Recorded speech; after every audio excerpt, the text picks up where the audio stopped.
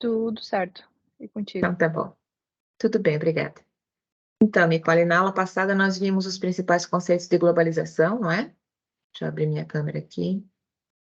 Nós vimos os principais conceitos de globalização, vimos as suas principais características, vimos os seus principais impactos positivos e negativos, e comentamos sobre o que se fala hoje a respeito de um processo de desglobalização, né? Mas o fato é que vários autores, incluindo o Contractor, que recentemente publicou um artigo, deixa eu ver se eu tenho ele.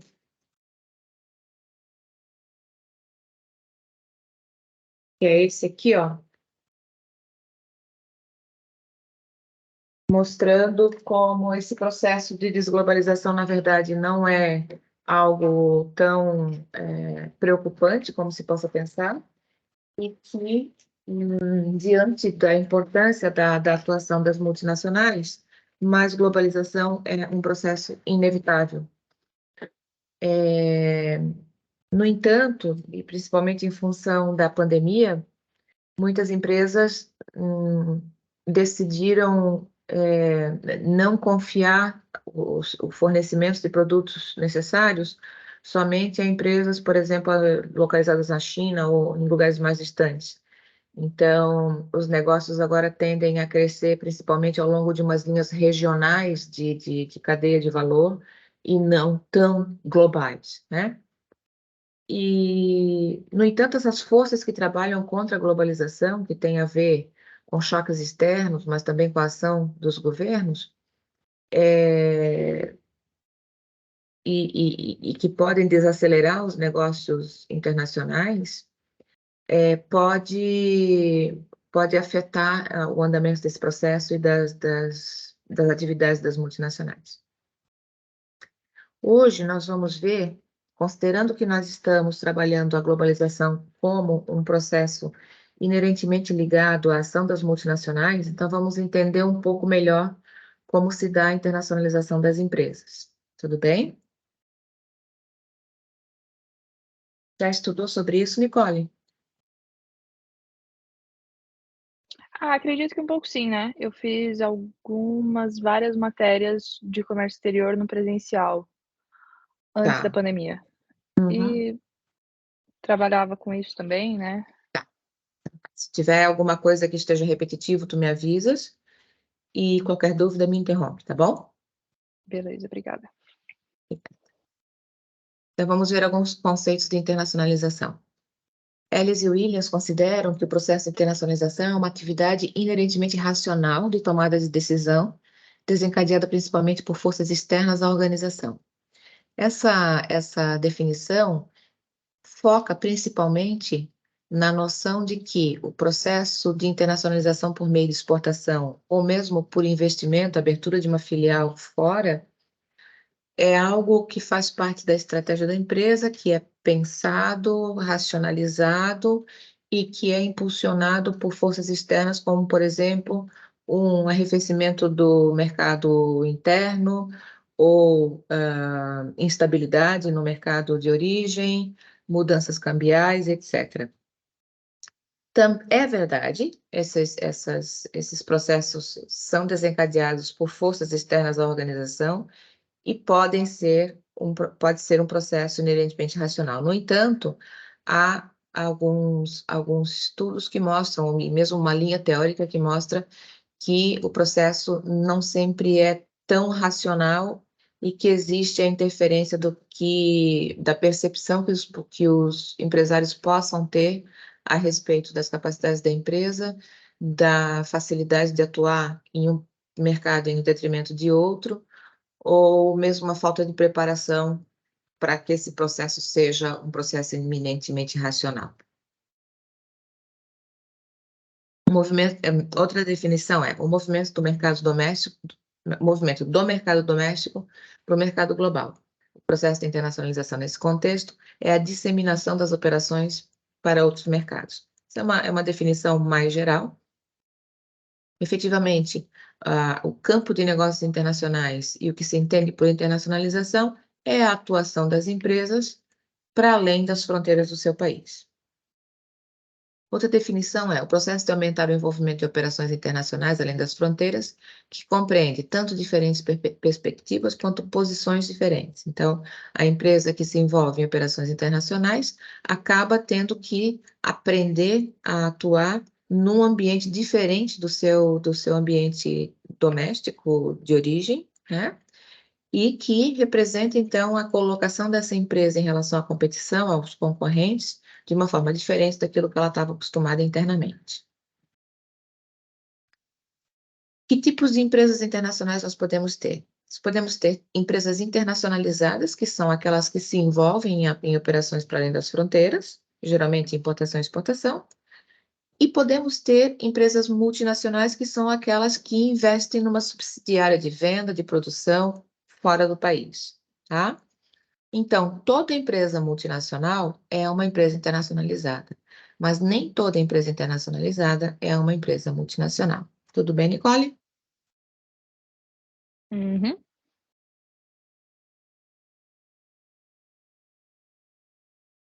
Bom, o que que leva as empresas a se envolverem com negócios internacionais? Primeiro, nós temos fatores de atração. Fatores de atração nos mercados internacionais que atraem as empresas para fora do seu mercado, né? Essa atratividade pode ser em termos de menores custos, de acesso a recursos, de ampliação de mercado, né? De mercados interessantes para a colocação dos produtos da empresa. Mas também há fatores de pressão, ou seja, que surgem das dificuldades percebidas no mercado doméstico de uma empresa e das oportunidades para superá-las, movendo-se para os mercados transfronteiriços, como pode ser evitar barreiras tarifárias, como pode ser a estagnação do mercado nacional, pode ser diferenças em taxas de juros, diferenças em cotação de moeda, enfim, vários fatores que acabam empurrando a empresa para fora do seu país. E por que elas se envolvem, né? Primeiro, nós temos aqui um motivo que é o que a gente chama de market seeking, que é a busca por mercado. Normalmente, quando a empresa vê o seu mercado de origem estagnado ou sem possibilidade de ampliação, ela acaba se internacionalizando para buscar mais mercado, para vender seus produtos em outros mercados. Um outro motivo é adquirir recursos, que a gente chama de resource seeking. Ou seja, uma empresa que é dependente de determinado recurso e esse recurso ou é muito caro, ou é inacessível, ou inexistente no mercado de origem, se vê compelida a atuar fora, especialmente por meio de investimento estrangeiro direto, de abertura de uma filial, para acessar esses recursos que estão disponíveis, mais facilmente disponíveis ou mais baratos no exterior. Elas também podem se envolver com negócios internacionais para aumentar a sua eficiência. Existe um conceito na economia que é o de vantagem comparativa, né? Vantagem comparativa são aquelas vantagens que um país tem em comparação com o outro. Então, vamos tomar o exemplo da China. É mais barato produzir na China, porque a China tem uma vantagem comparativa em termos de custo de mão de obra, em termos de custo dos insumos, né, para a produção. Outro exemplo é o Paraguai, para onde muitas empresas brasileiras estão indo para produzir lá, em função do baixo custo de energia elétrica, que é um recurso muito importante para alguns setores, né, de produção. Então, elas acabam se deslocando para outros países, buscando aumentar a sua eficiência, ou seja, produzir com custos mais baixos e obter maiores lucros. Só que lembre-se sempre que vantagens comparativas são vantagens encontradas no local, nos países, e que, teoricamente, estão disponíveis para todos aqueles que estiverem naquele mercado. Quando nós falamos de vantagem competitiva, são as vantagens que a empresa possui. Vantagem em termos de gerenciamento, em termos de desenvolvimento tecnológico, de novos produtos, de produtos diferenciados, etc., que proporcionam uma melhor competição ou concorrência dela com outras empresas do mesmo ramo. O envolvimento em negócios internacionais também se dá pela necessidade, às vezes, de diversificar ou de reduzir os riscos. Ao operar em diversos mercados, se houver um problema em um deles, o outro acaba compensando.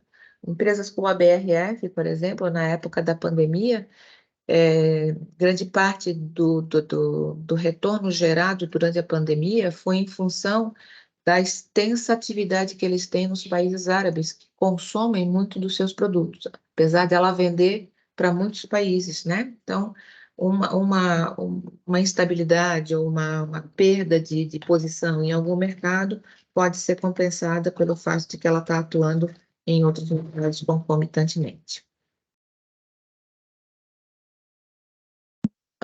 Opa, desculpem. Então, atuar internacionalmente não é o mesmo que atuar internamente no país, né? Nós temos aí alguns fatores a considerar, como fatores físicos, sociais e competitivos.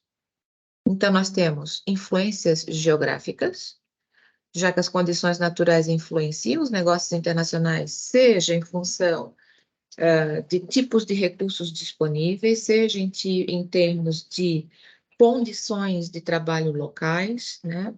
E empresas, às vezes, escolhem aonde atuar em função do clima, por mais estranho que possa parecer. A WEG, por exemplo, quando instalou a sua subsidiária na Índia, a escolha pela cidade onde eles abriram a subsidiária foi em função do clima mais ameno, não tão quente, que facilitava a ida de expatriados, ou seja, de empregados da matriz aqui do Brasil, para trabalhar na Índia e não sofrer uma dificuldade de adaptação tão grande. Claro que dependendo do produto, as influências geográficas também são importantes. Produtos como cerveja, sorvetes, dependem de condições naturais diferentes de outros produtos como chocolate, o vinho, que normalmente são vendidos para países mais frios, né? Fatores como as políticas públicas também são importantes para quando a empresa atua internacionalmente, porque os governos determinam onde e como os negócios ocorrem dentro das suas fronteiras. Então, a empresa que está lidando com negócios internacionais, ela tem que saber atuar de acordo com as regras estabelecidas, as condições determinadas pelo governo anfitrião. Existem os aspectos político-legais que influenciam como a empresa opera lá fora. Esses fatores podem ser desde a exigência de algumas práticas, por exemplo, de sustentabilidade, como aconteceu na China, ou acontece ainda na China, a obrigatoriedade de uma empresa, se quiser produzir na China, produzir por meio de uma joint venture, ou seja, junto com uma empresa chinesa, né? Então, isso também tem que... a questão da proteção da propriedade intelectual. Na China, por exemplo, é muito difícil proteger o conhecimento, no sentido de que se tu tens uma tecnologia diferente e tu patenteias essa tecnologia, ela não deveria ser copiada, né? Mas dependendo do ambiente político legal do país onde a empresa está atuando, isso pode ser mais ou menos observado.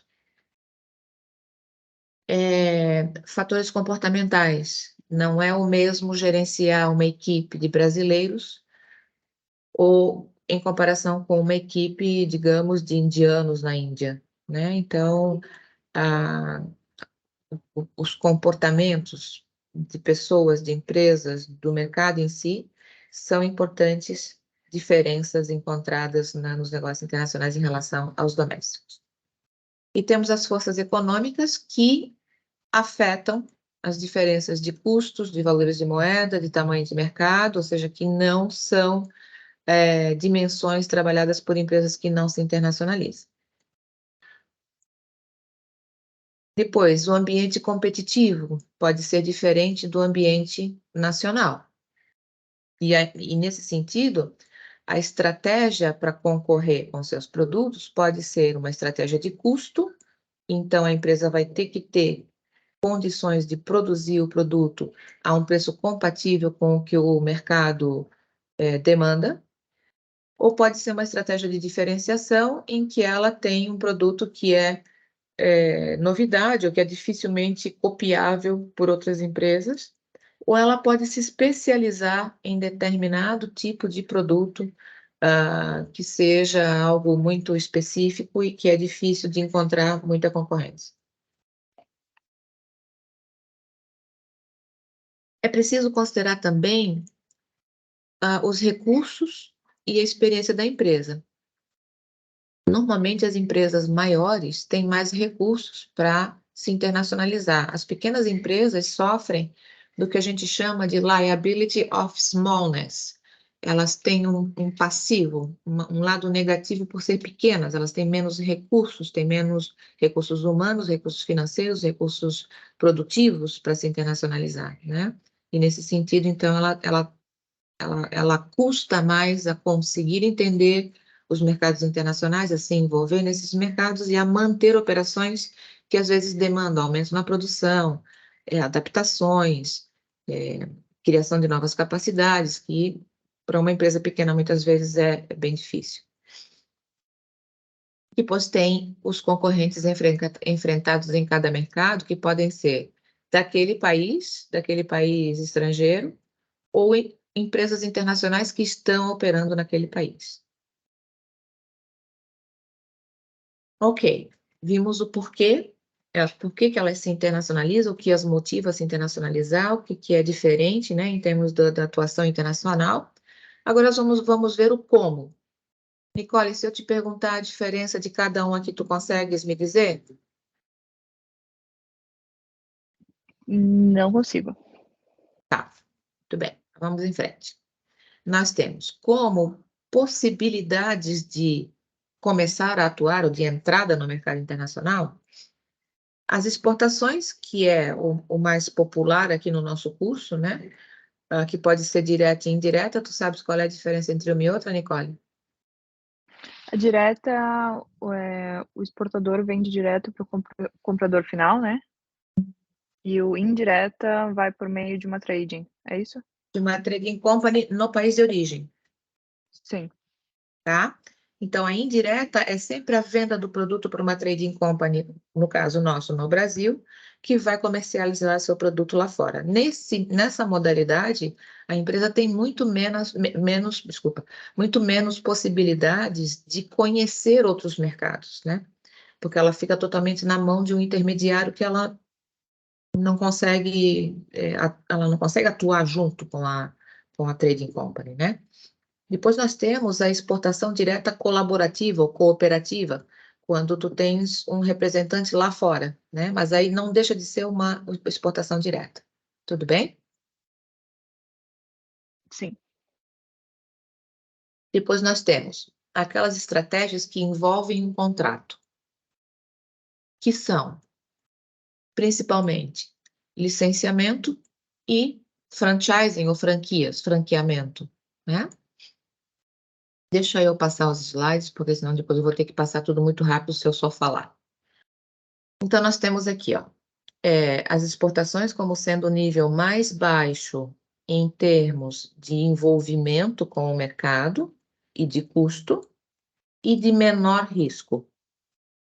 À medida que nós vamos indo para a direita e trabalhando as estratégias contratuais e de investimento direto, nós temos um aumento no custo dessa estratégia e um aumento no risco.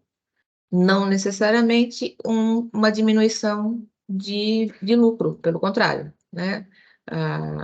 Aqui em cima, em joint venture, aquisição e greenfield, normalmente são estratégias mais custosas, mas que geram maior lucro para a empresa, tá? Então, a exportação é a estratégia de produzir produtos e serviços num país, né? Geralmente o país de origem do produtor, e vendê-lo e distribuí-lo a clientes em outro país. Então, nesse tipo de entrada, o que vai para o país externo, o exterior, país estrangeiro, é o produto, não a empresa, tá? Como eu já falei, é uma estratégia de baixo risco, baixo custo, é flexível porque ela pode ser revertida facilmente, tem um menor retorno comparado com o investimento estrangeiro direto e é mais popular entre as pequenas empresas. Vantagens da exportação: evita ter que estabelecer operações no exterior, é uma possibilidade de aumentar vendas e os lucros da empresa, é uma possibilidade de fazer com que a empresa, com os mesmos custos fixos, consiga produzir mais produtos e aí vender, né, mais produtos para outros mercados e assim alcançar uma economia de escala, que é produzir o máximo de produtos que ela puder com os custos que aquilo envolve, tá? É uma opção para diversificar a base de clientes, reduzindo a dependência do mercado doméstico. Estabiliza as flutuações das vendas associadas a ciclos econômicos ou a sazonalidade. Nós temos aqui no PIEX, que é o Programa de Qualificação para Exportação de Pequenas Empresas, da Apex, que é a Agência de Promoção de Exportações do Governo. Nós temos, por exemplo, empresas produtoras de cerveja, que veem a exportação como uma possibilidade de compensar a diminuição das vendas no inverno, tá? É uma estratégia com risco mínimo, flexibilidade máxima, baixo custo e que gera a possibilidade da empresa estabelecer redes no exterior, desenvolver relacionamentos no exterior, que fazem com que ela passe a conhecer melhor os mercados e a forma de atuar nesses mercados. Quais são as desvantagens? A desvantagem é que a empresa vai estar enviando um produto que estará sujeito a custos de transporte e a barreiras tarifárias para competir com fabricantes locais naquele país que podem produzir com um custo mais baixo do que ela, né? O custo dos transportes aqui é um fator sensível e às vezes, quando a empresa exporta e não é ela que faz a estratégia de marketing, ou seja, ela não tem uma subsidiária de vendas lá fora, ela, por vezes, pode ter uma falta de controle na maneira como esse produto está sendo comercializado. A exportação requer que a empresa tenha a capacidade de investimento, porque ela precisa adquirir novas capacidades e o redirecionamento de recursos, né? Porque a maneira como se produz um produto, às vezes, é diferente para o mercado internacional, ela precisa ter pessoas capazes de trabalhar com esse processo de documentação, sistema, envio, etc. A exportação é sensível a tarifas e outras barreiras comerciais, né? É diferente produzir no Brasil de exportar para o Brasil, certo? Então, a BMW, por exemplo, quando se instala aqui em Araquari, é porque era muito caro, o carro ficava muito caro se enviado de fora, em função dos custos de transporte, mas também da alta tarifação que nós temos no nosso mercado. O Brasil é um dos países mais fechados do mundo, né? Nosso envolvimento no comércio internacional global é de ao redor de 2%. Nós representamos somente 2% dos fluxos de exportação e importação internacionalmente. Então, nós somos um país muito fechado. Temos muito poucos acordos bilaterais de liberalização comercial e estamos ainda atrelados ao Mercosul, que mantém uma tarifa externa comum bastante, no geral, bastante alta.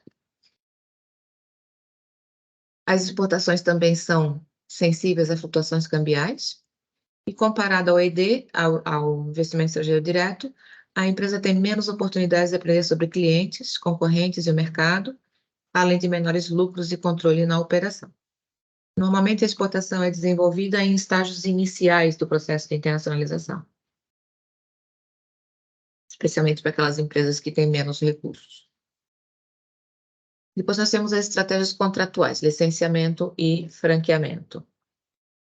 O licenciamento é um acordo, ali tem um contrato, né, em que o proprietário da propriedade intelectual concede a uma outra empresa o direito de usar essa propriedade por um período de tempo especificado, em troca de royalties ou outra compensação. Vocês podem me dar um exemplo de licenciamento? Não tenho a menor ideia, professora. Não tem a menor ideia. Todos que eu consigo pensar são empresas que a empresa mesmo tá fora do país. Tá. João, algum exemplo de licenciamento? Olha, eu também não tenho nenhum. Tá. Então, vamos dar alguns exemplos, tá? A empresa pode, digamos, aqui no Beto Carreiro, nós temos os personagens do Madagascar. Não sei se vocês já perceberam isso. Eles usam os personagens do filme Madagascar em algumas atrações dentro do parque, né? Só que esses personagens foram desenvolvidos, enfim, tem todo o processo de criação, depois de fazer o filme, né? Tem toda a habilidade de lidar com a questão como é que se diz, de digital, né? Não é um filme gravado com pessoas, ele é todo digital. Então, isso requer um conhecimento específico, né? Então, a DreamWorks, que é quem desenvolveu esses personagens, foi quem fez o investimento para desenvolver isso que é algo que ela consegue fazer, ou seja, a propriedade intelectual dessa empresa, tá? Esses personagens. E aí ela tem um acordo de licenciamento com o Beto Carreiro, em que o Beto Carreiro pode, então, usar esses personagens que já são muito conhecidos e se tornam tão atrativos para o parque, em troca do pagamento, por exemplo, de parte das receitas ou algum outro tipo de compensação acordada entre as duas empresas. Tudo bem? Tudo. Sim, Tá. entendido. Faz sentido. Outra possibilidade é o que a Azimuth, a produtora de iates aqui de Itajaí, fez quando ela começou a atuar no Brasil. Ela tinha um acordo de licenciamento com uma empresa brasileira, então ela fazia o desenho dos barcos, fazia a especificação de como eles tinham que ser produzidos, e essa empresa no Brasil, então, produzia de acordo com esse direcionamento, tá? Essa era a empresa licenciada para produzir os barcos da Azimuth no Brasil, tá? Aqui nós temos algumas empresas que licenciam. Quais são as vantagens? Bom, uma empresa que licencia, por exemplo, para alguém produzir para ela e vender naquele mercado, não precisa investir naquele mercado, né? Ela não precisa criar uma fábrica naquele mercado. Então, é uma estratégia mais barata do que investimento estrangeiro direto, do que abrir uma subsidiária de vendas, né? Então, ela não é uma estratégia que não requer tanto capital, né? Nem o envolvimento daquele que é o licenciante no mercado estrangeiro. No caso da Azimuth, por exemplo, ela fazia todo o projeto todo e a Aquamarine aqui no Brasil é quem fazia todo o processo de produção e venda dos produtos dos barcos. Permite que a empresa ganhe presença no mercado sem ter que investir numa filial ou numa subsidiária de produção. Permite que a empresa explore, ou seja, os frutos da pesquisa e desenvolvimento, né? Em outras palavras, que ela recupera o investimento que ela fez no desenvolvimento daquele produto. E o licenciante precisa investir pouco esforço adicional enquanto recebe um fluxo de receitas de royalties. Então, não é mais cômodo, né? Em comparação com produzir ela mesma. O licenciante não tem custos para estabelecer uma empresa física no mercado, porque quem vai fazer aquilo por ela é a outra empresa. Quais são as desvantagens? O licenciado pode não ser suficientemente comprometido. Vamos ver o exemplo aqui do Beto Carreiro, né? Os personagens podem ser, sei lá, apresentados de uma forma inadequada, quebrados, sujos, enfim, né? O licenciado pode não estar muito comprometido com aquilo. Falta de entusiasmo, risco de oportunismo. O que vocês acham que pode ser esse risco de oportunismo? Aprender como faz o produto e desenvolver uma Exatamente. maneira melhor de fazer e de se fazer o contrato? Ou simplesmente copiar, né? A Samsung foi por muito tempo a licenciada da General Electric para produzir os micro-ondas deles. e depois de alguns anos ela se tornou uma concorrente, porque aprendeu como fazer, né? Da mesma forma, a Azimuth teve um problema com essa empresa brasileira. A empresa começou a vender modelos de barcos como se fossem dela, mas na verdade eram modelos Azimuth, desenvolvidos pela Azimuth. Então, o risco de oportunismo é grande aqui. Se tu tens um produto que é intensivo em tecnologia ou em propriedade intelectual, que tu não queres que ninguém copie, fazer um acordo de licenciamento é um risco de criar um concorrente, tá? Como os royalties são baseados no volume de vendas do licenciado, o licenciante depende dessas vendas e do marketing do licenciado para obter esses lucros. Ele não tem como interferir. É uma estratégia de entrada de controle moderado, ou seja, a empresa não controla totalmente aquilo que está sendo feito com o seu produto, com a sua propriedade intelectual, mas ao mesmo tempo ela tem como determinar algumas regras, né? Então, o nível de controle é moderado.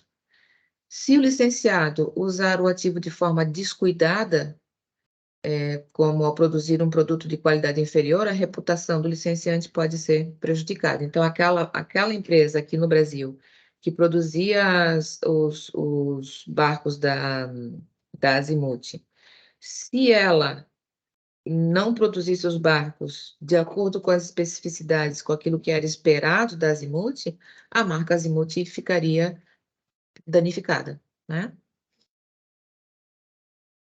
E aí, nós temos, depois do licenciamento, nós temos a franquia. A franquia ou franqueamento é uma forma avançada de licenciamento em que a empresa focal ou o franqueador permite a outro empresário, a outra empresa, o direito de usar todo um sistema de negócios em troca de compensação. Então, aqui não é em como vai produzir ou como vai utilizar a propriedade intelectual. Ele transplanta o modelo de negócios para outro lugar e esse modelo de negócios é adotado pelo franqueado, ou seja, aquele que vai fazer o acordo com a empresa que desenvolveu esse modelo de negócios. Quais são as vantagens de franquear? Por meio da franquia, a empresa pode entrar em vários mercados estrangeiros de forma mais rápida e sem ter que fazer investimento substancial, né? Ela não precisa abrir uma subsidiária de produção. Ela pode simplesmente exportar os produtos para alguém que tem o modelo de negócio dela. Então, por exemplo, a Havaianas, né? A Havaianas produz aqui no Brasil e envia os produtos para o franqueado lá fora, que adota todo o modelo, né, as cores, até a música que é tocada dentro da loja, o cheirinho que eles colocam, a decoração, para vender esses produtos que são exportados pela matriz. A marca estabelecida estimula o potencial de vendas iniciais e contínuas no exterior, e a empresa pode aproveitar o conhecimento dos franqueados para explorar e desenvolver com eficiência os mercados locais. Então, nada melhor do que alguém que conhece aquele outro mercado para que a empresa expanda suas operações naquele outro país. Tá? Então, ela pode se aproveitar do conhecimento do franqueado, que normalmente é daquele país, para fazer isso. Desvantagens da franquia. Manter o controle sobre o franqueado pode ser difícil. Não sei se vocês lembram, há um tempo atrás, o McDonald's aqui perto da Univale, ele se deteriorou, ou seja, os banheiros estavam sujos, havia uma gritaria dentro da cozinha, demorava muito para ser atendido, o ambiente do salão, ali onde a gente senta, estava descuidado, quer dizer, às vezes é complicado tu manteres o controle do franqueado para que ele faça as coisas do jeito que tu esperas, né? E pode haver conflitos. Pode haver conflitos, inclusive com disputas legais. Tem um caso do Burger King em Minas Gerais. As pessoas estão acostumadas a comer sanduíche e sentar em alguma mesinha do lado de fora e tomar cerveja. Só que isso não está incluído no modelo de negócios do Burger King, ou seja, não se vende nem cervejas, nem se tem mesas fora, do lado de fora da loja, né? E isso foi uma disputa incrível entre o franqueado e o franqueador. O franqueado não aceitava essa restrição e acabaram desfazendo o contrato. Então, para que o franqueado se comporte da maneira esperada, é preciso haver monitoramento, né? E às vezes esse monitoramento é difícil, requer também investimento, porque tu tens que ter alguém para fazer o monitoramento, para orientar o franqueado e assim por diante. E da mesma forma, os franqueados podem aproveitar o conhecimento adquirido e se transformar num concorrente no futuro. Tudo bem até aqui? Tudo sim. Só nessa questão das franquias, do monitoramento, eles teriam que contratar terceiros, isso, para... É porque o monitoramento ou a própria empresa faz, ela manda alguém lá, ou ela contrata alguém terceirizado, porque não dá para fazer o monitoramento pelo próprio franqueado. Ela está monitorando o Muito franqueado. difícil, né? Entendi. Obrigado, professor. Isso requer um esforço adicional, né? Sim. E tem que identificar quem vai ser o franqueado além disso, né? Como é que tu escolhes o franqueado? Isso também é um risco. Como é que tu vai saber se a pessoa que tu escolhesse é a pessoa certa? Então já tem uma Análise toda para fazer. uma análise de com quem tu podes fazer o contrato, além depois de fazer o contrato funcionar, monitorar o comportamento, resolver eventuais questões legais que possam surgir, né? Entendi. Obrigado. Então nós temos importação e exportação, temos os modos contratuais de licenciamento e franqueamento, e agora vamos passar para a subsidiária própria. Subsidiária própria, que pode envolver a participação de uma outra empresa, né? E aí tem um contrato aí também, uma joint venture. O que é uma joint venture?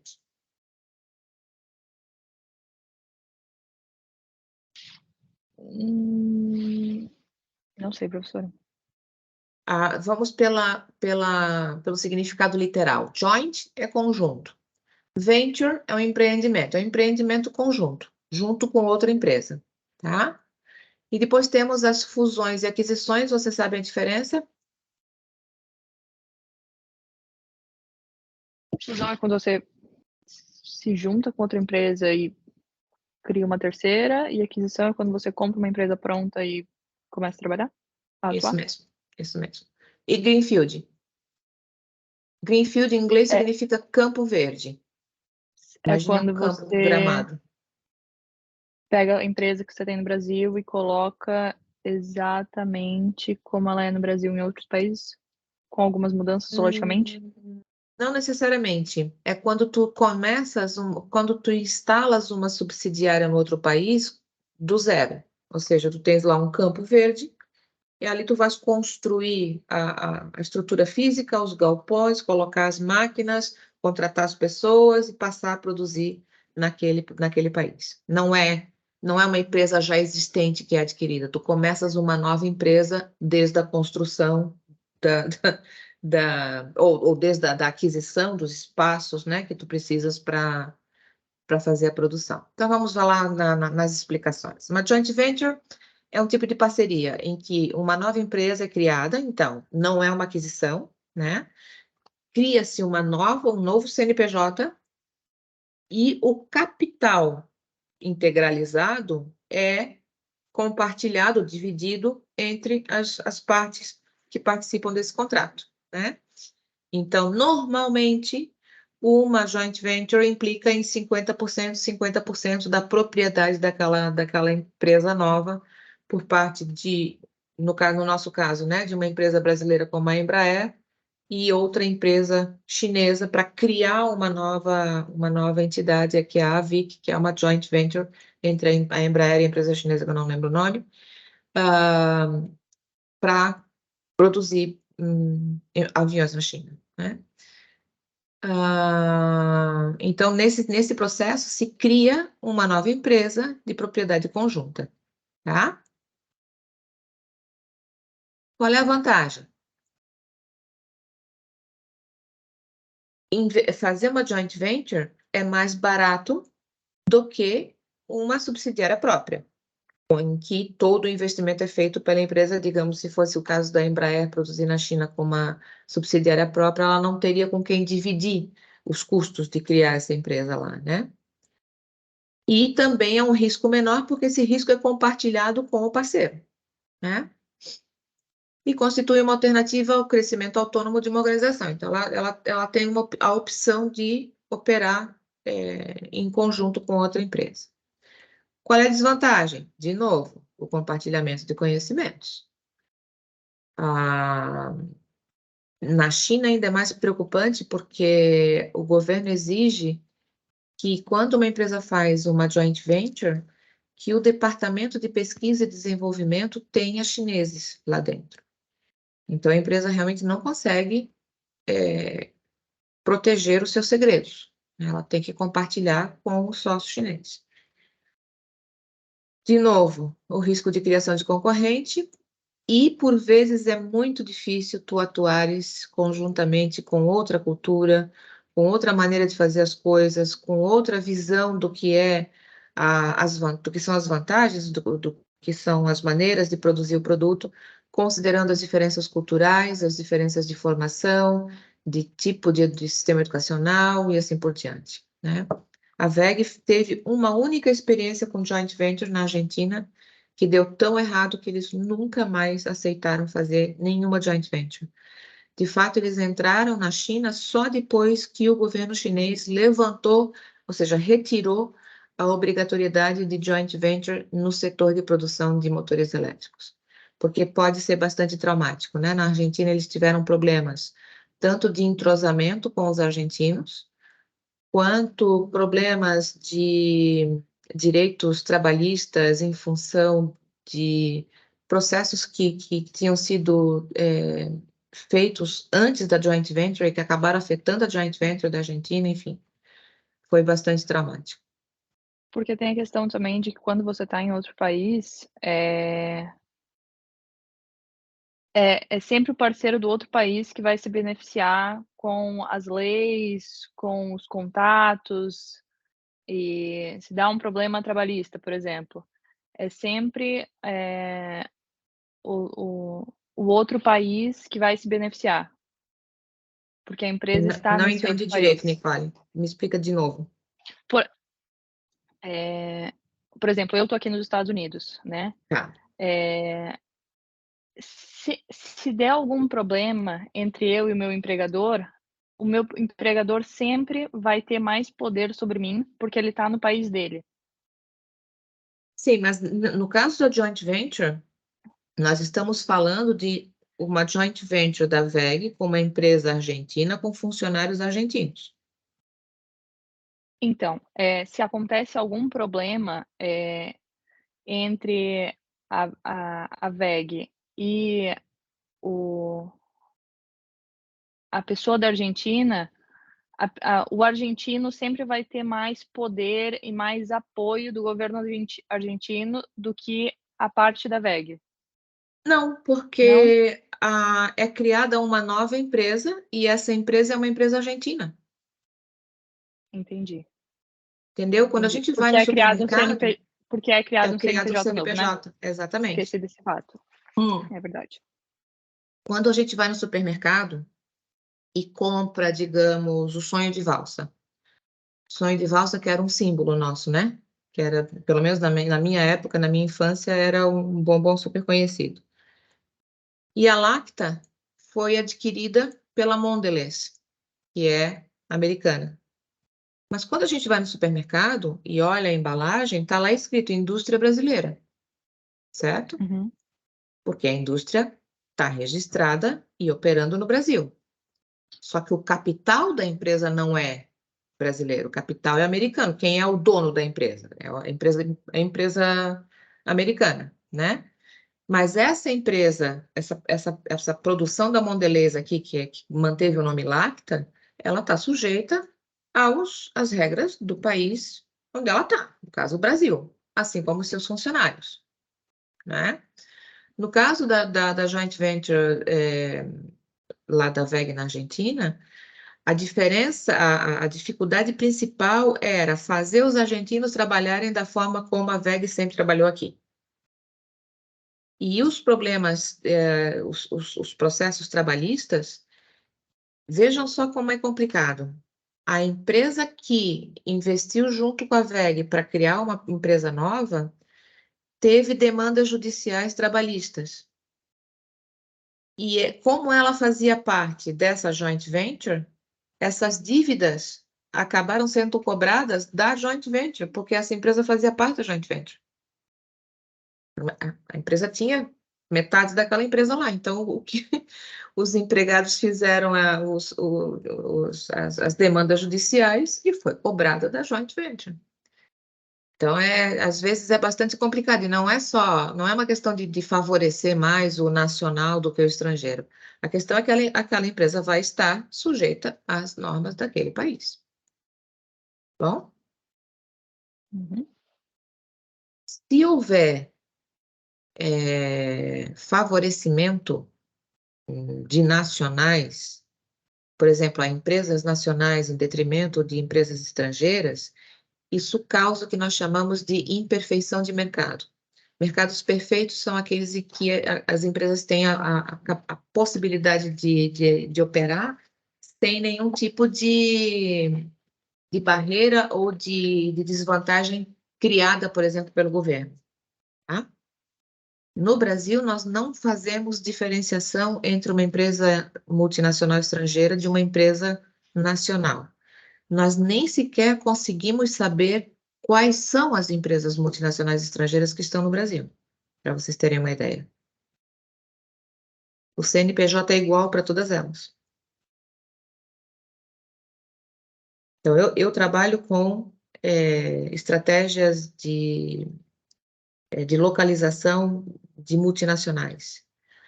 Faz 8 anos que eu estou desesperada atrás de uma base de empresas multinacionais estrangeiras instaladas no Brasil. Eu não consigo. O governo tem essa informação pelo Banco Central, porque quando a empresa faz o investimento aqui, há uma transferência de dinheiro do exterior para cá. Então, pela balança de pagamentos, eles conseguem saber quem são as empresas estrangeiras aqui. Só que existe uma cláusula de confidencialidade em que essa informação não é divulgada. Existem bases de dados caríssimas. Uma delas se chama Orbis, e o acesso custa $50 mil. E mesmo assim, nós temos parceiros em outras universidades que têm acesso a essa base, e mesmo assim essa informação também não está disponível. Ou seja, se eu quiser saber em Itajaí quais são as multinacionais estrangeiras, eu não tenho acesso a essa informação. Eu tenho que catar empresa por empresa para saber quais são as estrangeiras. Então, vê que essa questão da diferenciação ou do favorecimento, no Brasil, pelo menos, isso não é tão sentido. Tá bom? Entendido? Sim. Uhum. Obrigada, professora. Mas até hoje eles têm uma empresa lá na Argentina, mas até hoje eles não conseguem manter gerentes ou funcionários de operação brasileiros lá. Não conseguem integrar. Eles têm, acho que, um funcionário brasileiro só, o resto é tudo argentino. As diferenças culturais e diferenças de cultura organizacional também são bastante preocupantes nesse tipo de investimento. Depois nós temos a fusão. Então, a ideia da fusão é o seguinte: eu tenho duas empresas que se juntam quando a gente faz o queijo fundido. Pensem no queijo fundido, tá? Eu coloco um pedaço diga aí, um tipo de queijo, um pedaço de queijo parmesão e um pedaço de queijo gruyère. No momento em que eu misturo os dois, eu não consigo mais ver o que é um e o que é outro, certo? Então, na fusão é isso. Há duas ou mais empresas se fundem para criar uma nova empresa cujo tamanho vai ser a soma dessas empresas que se fundiram, né? O exemplo que nós temos aqui dentro do Brasil é a Sadia e a Perdigão. Sadia e Perdigão eram empresas separadas que foram fundidas para se tornarem BRF. Hoje, não existe mais a empresa Sadia, não existe mais a empresa Perdigão. A empresa é a BRF, apesar de que ela manteve as marcas.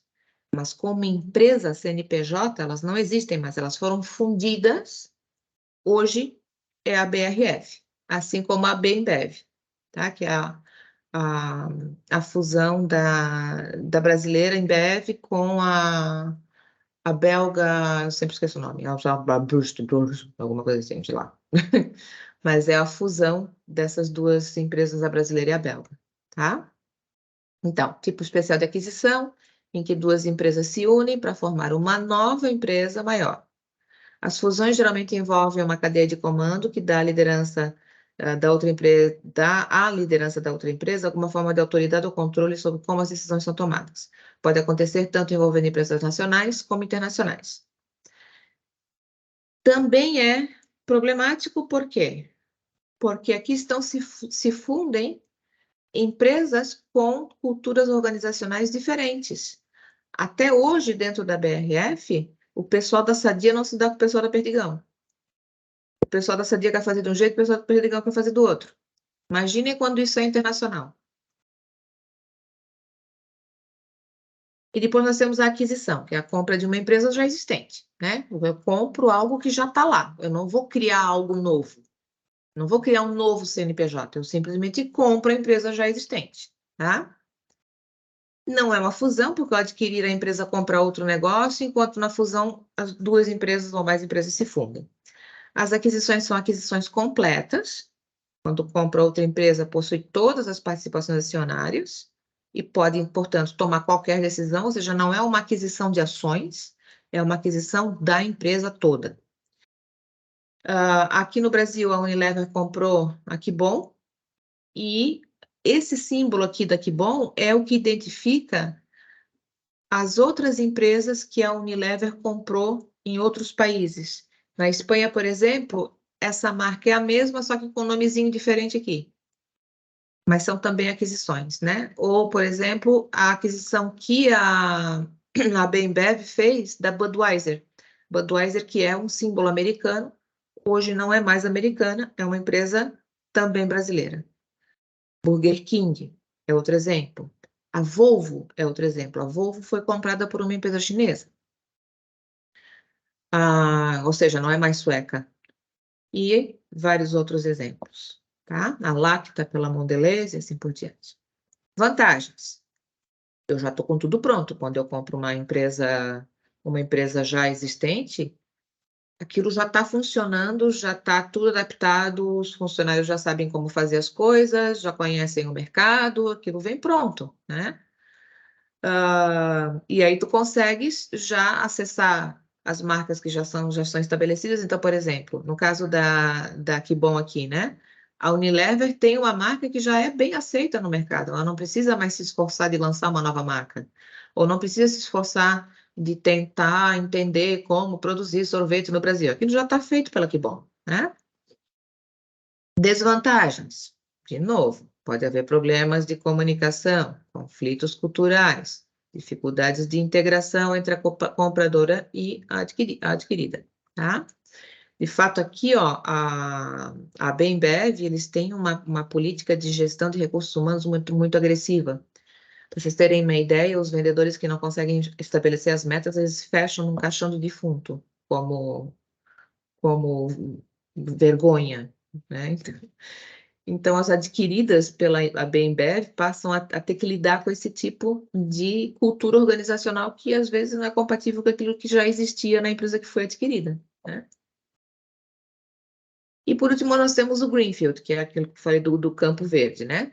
Que é quando uma empresa investe para construir uma nova fábrica ou instalações de marketing ou administrativa, ao invés de adquirir instalações já existentes, ao invés de ter um contrato com alguém.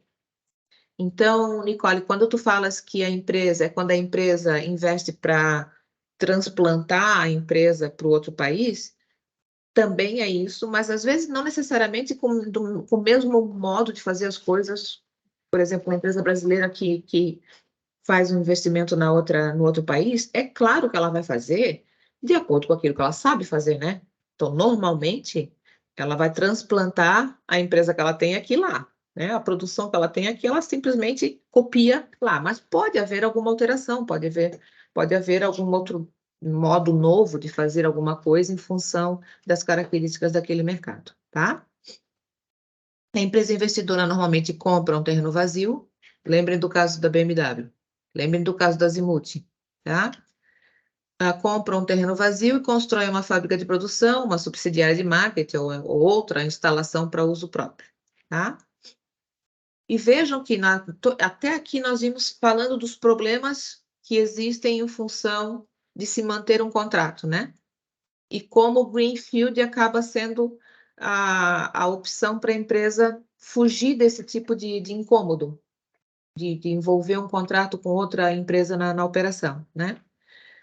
O caso da Azimuth ilustra muito bem isso, porque eles tiveram aquele problema com a empresa brasileira, eles começaram com um contrato de licenciamento, passaram para uma joint venture, a empresa começou a copiar os modelos deles, eles tiveram que desfazer o contrato, e eles já tinham conhecimento, então, nesse tempo, eles adquiriram conhecimento a respeito do mercado brasileiro, e aí se sentiram confiantes para não atuar mais tendo um contrato com outra empresa. Então, eles decidiram passar a um investimento Greenfield, né? Foi quando eles construíram a fábrica aqui, que é a única subsidiária fora da Itália que eles têm, é aqui em Itajaí, dada a importância do mercado brasileiro para a venda dos produtos deles. É um caso bastante interessante, tá? Alguma pergunta? Não, no momento nenhum. Já estamos com 1 hora de aula, né? Eu acho que deixa eu ver o que eu tenho mais aqui. Tá, só vou terminar isso aqui e a gente já terminou, tá? A investidora lida com atividades como marketing, distribuição física, promoção e atividades de atendimento ao cliente, ou seja, ela toma conta da operação inteira. E esse método é o método preferido quando há um grande mercado-alvo, né, ou quando ele é muito complexo e o risco de oportunismo é grande, quando a empresa precisa controlar de perto as operações locais ou quando ela precisa proteger a propriedade intelectual. Então, o risco de alguém copiar alguma coisa que a Azimuth venha a desenvolver, hoje é quase nulo, porque ela não precisa de ninguém para produzir nada para ela, não só os fornecedores que fornecem as partes do barco, né, e que ela tem que ensinar, né? Um dos grandes problemas que eles tiveram aqui foi encontrar fornecedores que pudessem fornecer as partes do barco de acordo com as especificações que eles precisam. Até hoje, eles não conseguem fornecedores para os móveis dentro dos barcos, porque são móveis construídos de uma forma muito específica, e uma empresa dessa, que vende um iate de milhões de reais, é claro que ela não tem uma produção de 100 mil barcos por mês, ela produz aí 10, 15 por ano, e aí tu teres um fornecedor que se especialize naquilo só para fornecer para a Azimuth, é muito difícil. Na Itália, eles conseguem, porque ali tem um aglomerado de empresas navais, da náutica, né? Em que os fornecedores, então, fornecem para várias empresas. Aqui nós não temos isso. Nós temos a Azimuth, temos duas mais, que talvez não tenham as mesmas especificações dos móveis necessários para os barcos da Azimuth. Então, é bem difícil. E isso impacta também na maneira como eles têm que obedecer à legislação brasileira, porque para eles terem algum tipo de incentivo fiscal, eles têm que ter 60% do barco produzido aqui. Ao não conseguir fornecedores, isso se torna uma tarefa bastante difícil. Então, eles desistiram dessa parte dos móveis, mas os outros componentes do barco, eles tiveram que trazer os fornecedores para dentro da fábrica, para ensinar como fazer, levaram para a Itália, para formar os fornecedores, para eles passarem a produzir do jeito que eles precisam, tá? Mas, de qualquer forma, é ela que controla isso, não está na mão de mais ninguém. É a Azimuth aqui. Não tem Intermarine junto, não tem contrato com outra empresa para produzir nada para ela. Entenderam?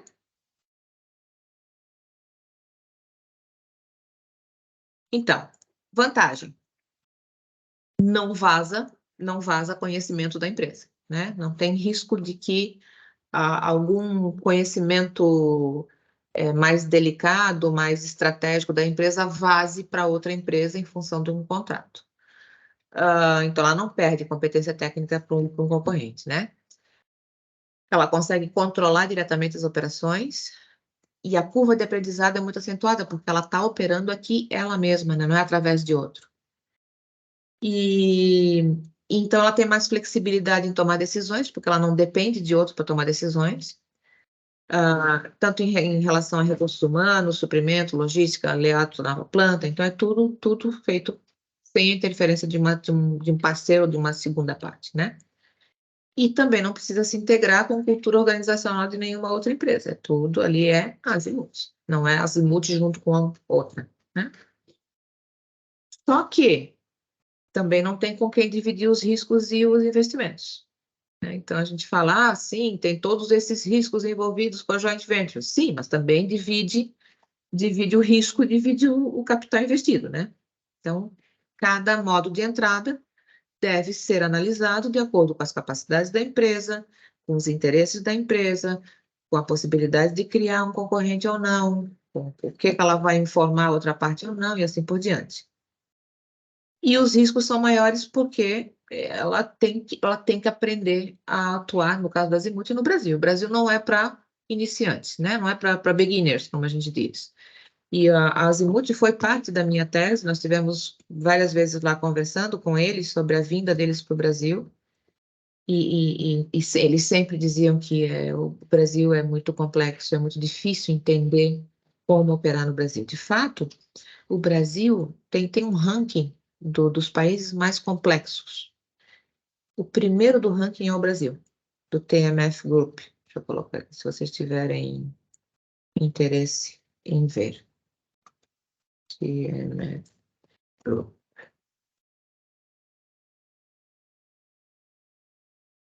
O índice de complexidade, tá? Seja por conta das diferenças regionais que nós temos, das diferenças em termos de impostos, da característica complicada, né? Às vezes a gente não consegue nem entender que imposto tem que pagar, quantos impostos tem que pagar, como é que é essa diferença do ICMS entre os estados, quer dizer, é realmente um país bastante difícil para se operar, né? Por isso que às vezes é preferível ter um parceiro local que entenda tudo isso, ao invés de se aventurar sozinho. Então, o IED representa o investimento estrangeiro direto, maior comprometimento de recursos, mas mais controle. Implica presença e operações locais, permite que a empresa alcance eficiência em escala global, né? Porque ela consegue, então, orquestrar os seus recursos em diferentes pontos do planeta, envolve riscos e incertezas substanciais. Os investidores devem lidar mais intensamente com as variáveis sociais e culturais, ou seja, isso comparado com a exportação não tem isso. Exportação tem diferença cultural no produto, né? Na maneira como tu apresentas o produto, como tu fazes o marketing, mas não na gerência da empresa. As empresas multinacionais se esforçam cada vez mais para se comportar de maneira socialmente responsável em função de alguns requerimentos por parte dos países estrangeiros. No caso do Brasil, muitas empresas chegam com práticas de sustentabilidade mais apuradas do que aquilo que é exigido aqui no Brasil. Isso também é uma coisa interessante. A BMW, por exemplo, não investiu em Itajaí porque não encontrou um terreno com um lençol freático profundo o suficiente para não correr o risco de contaminar a água. E às vezes a gente negocia um terreno aqui sem nem fazer nenhum tipo de requerimento desse tipo, né?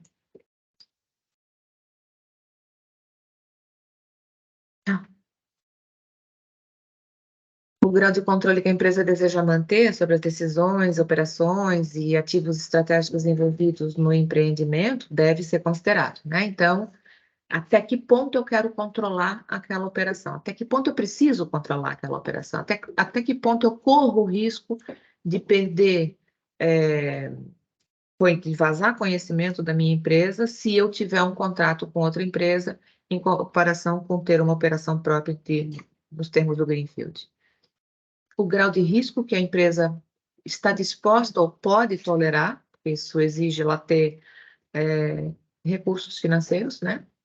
Eu lembro muito bem de um caso da WEG, em que eles fizeram um contrato com uma empresa de um país árabe, em que era uma ditadura, era o sheik mandava em tudo, e no contrato dizia que o sheik podia tomar qualquer decisão e modificar o contrato do jeito que ele bem entendesse. E aí, em determinado momento, quando eles estavam fazendo uma usina de dessalinização, que precisava de motores muito grandes, que são motores feitos de maneira especial, ou seja, não é uma linha de produção já estandarizada, né? E como eles têm uma potência muito alta, pelos padrões internacionais, se eles testarem o motor até determinada potência, ele já está considerado apto para ser comercializado.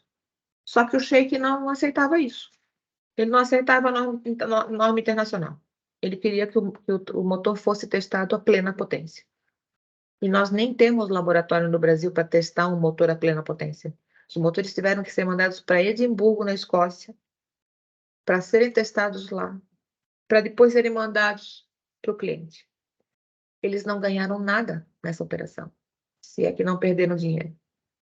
Então, a empresa tem que estar preparada, mas, no entanto, essa demonstração de capacidade e de seriedade da WEG fez com que eles conseguissem fechar vários outros contratos de dessalinização, de usinas de dessalinização de outros governos daquela região. Então, é preciso considerar que nível de risco eu estou disposto a assumir para escolher, então, o modo de entrada, né? E quanto eu posso esperar para ter retornos? Porque às vezes o lucro não aparece de um ano para o outro, né? Que recursos organizacionais e financeiros que eu vou ter que comprometer naquele empreendimento? Por exemplo, eu tenho que ter dinheiro, tenho que ter gente qualificada, eu tenho que ter tecnologia, assim por diante. A disponibilidade e as capacidades do parceiro no mercado, para eu saber se eu entro sozinho ou se eu faço uma parceria. As atividades de agregação de valor que a empresa está disposta a realizar no mercado e quais deixará para os terceiros, ou seja, o quanto eu vou poder externalizar com o parceiro e quanto eu vou querer manter dentro da empresa, por exemplo, dentro da WEG ou no âmbito da joint venture que ela tem na Argentina ou de alguma parceria que ela tem em outro país.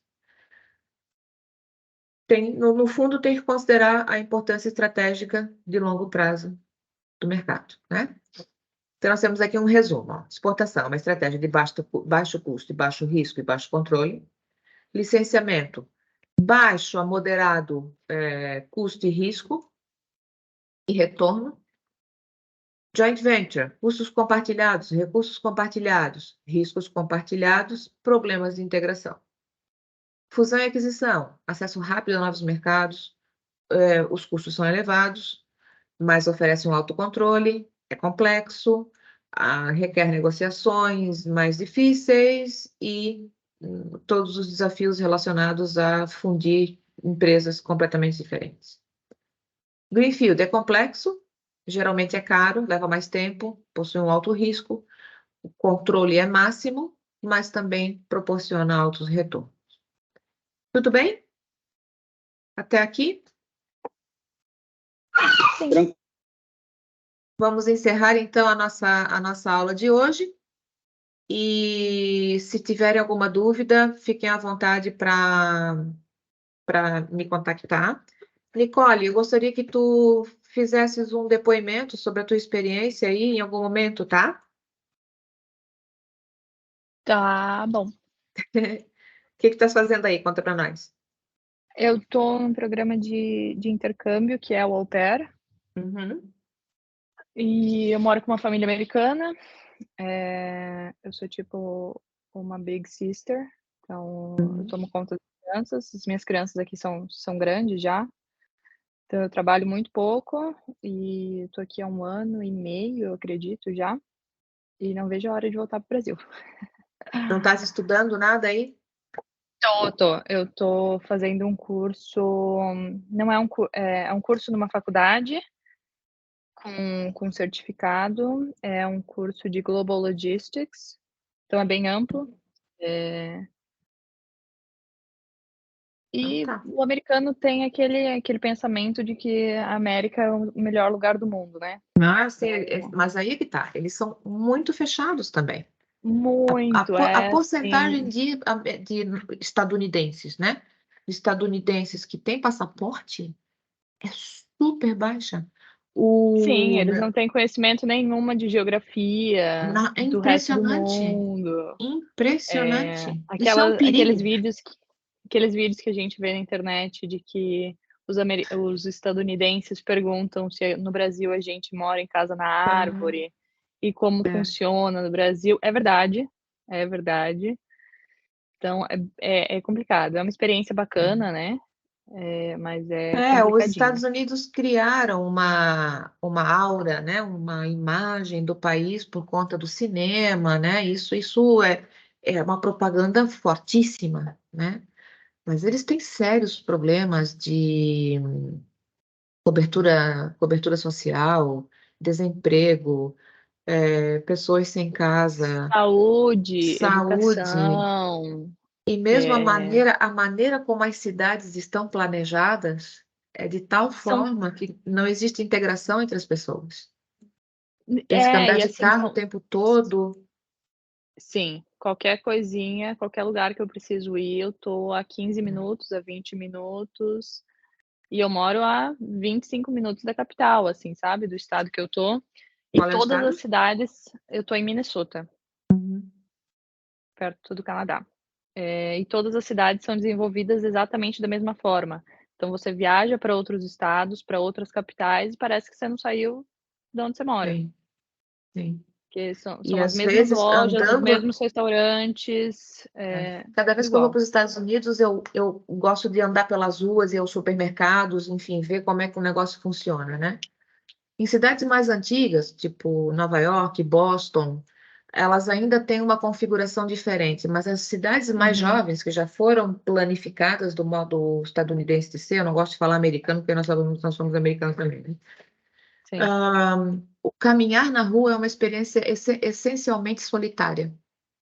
Ou seja, tu não Uhum, vês ninguém, porque as casas estão para trás das cercas que rodeiam as rodovias, né? uhum, E não tem, assim, cafés e tal, para tu sentares, tomar, não tem. Nem em Nova York uhum. tem, nem em Boston talvez alguma coisa, mas é muito difícil tu É, teres o modelo europeu de ser que nós temos aqui, né? é. O nível de Eu fui pra individualismo é muito Europa, alto. eu estava morando aqui já, eu fui pra Europa a turismo, né. Quando eu Uhum. voltei pra cá, eu falei: O que que eu tô fazendo aqui? Eu quero ir pra Europa". E todo Não, não, mundo não. enaltece os Estados Unidos, né? Sim, é um negócio que no curso de Global Logistics que eu tô fazendo, o professor, o tempo todo, como os Estados Unidos é bom, como o país Uhum. é bom, como a gente é inteligente, como todo mundo quer atacar os Estados Unidos, como todo mundo quer Ah, roubar a sim, não, inteligência daqui, nunca como ninguém tem culpa de nada. Os Estados Unidos não tem culpa de nossa! nada nunca, né? Ele que provoca Aham. essas situações e ele não tem culpa de E nada. eu É muito estava curioso. teve um dia que o professor passou, acho que, sei lá, 3 horas falando de como a China queria roubar a inteligência dos Estados Unidos. E eu fiquei perplexa, né, Aham. com o tanto de barbaridade que ele estava falando. Daí eu encontrei o meu host dad, e eu falei: "Você acredita que o professor passou 3 horas falando que a China quer roubar a inteligência dos Estados Unidos?" E ele falou assim: "Mas é verdade, é isso mesmo". Eu falei: "Ai, e ele é tão inteligente, médico, estudado, assim, sabe?" Eu falei: "Não". Não, o roubar a É, inteligência é algo que os Estados Unidos também faz. Roubar a sim, inteligência dos outros? aham. Mas, assim, 3 horas falando sobre isso num curso É. de Global Logistics. Fala sobre NCM então, fala sobre, não sei, container, mas ai. Mas é uma Mas experiência olha interessante, assim, sabe. a importância de ter essa vivência e de compartilhar isso com os colegas, Nicole. Sim, sim. Porque uma maneira de se internacionalizar o currículo, né, é a internacionalização em casa, ou seja, a internacionalização no campus. A gente tem que aproveitar essas experiências dos nossos alunos fora para adicionar algo à formação dos nossos alunos que estão aqui, que não têm oportunidade de sair, né? Uhum. Por isso que eu te peço para dar o teu depoimento, eventualmente juntar algumas fotos, mostrar como é que é a organização da cidade, os principais barreiras que tu encontraste, esse tipo de discussão que nós tivemos aqui agora. Isso Uhum. enriquece muito a sala de aula, sabe? Sim. Então, te agradeço, tá? Em algum momento, quando tu estiveres disposta, me avisa que a gente marca aqui, tá bom? Tá bom, pode deixar. Se ficarem com Obrigada. qualquer dúvida, me avisem, tá? Até agora, tudo bem com o conteúdo? Tá dentro do que vocês esperam? Tá interessante? Tá tudo Uhum. bem? Por aqui tudo Beleza. certo, sim. Então tá. Daqui a pouco a gente entra em projetos, tá? Mas a gente precisa ter esse conhecimento anterior para poder falar de um projeto de internacionalização, tá bom? Claro. Obrigada, Então tá professora. bom. Obrigada Tá a bem. vocês. Boa Boa noite. semana. Boa Boa noite. semana. Boa noite.